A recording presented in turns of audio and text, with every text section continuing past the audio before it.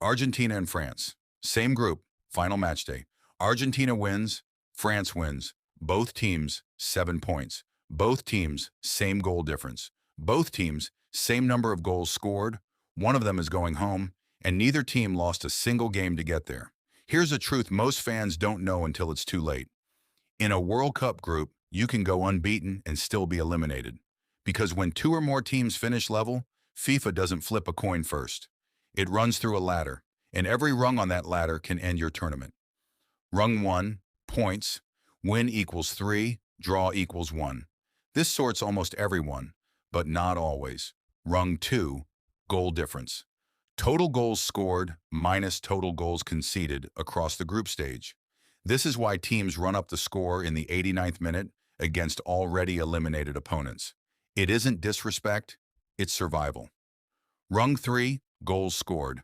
If goal difference is still tied, it comes down to who found the net more.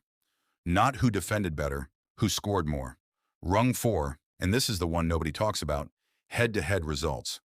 Before fair play, before drawing lots, FIFA checks the mini-table between just the tied teams.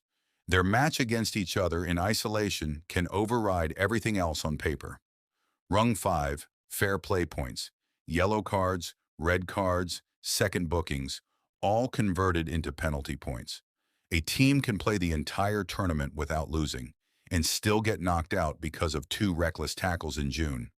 And if it's still tied after all of that, Rung 6 FIFA draws lots. Literally a random draw at the World Cup in 2026.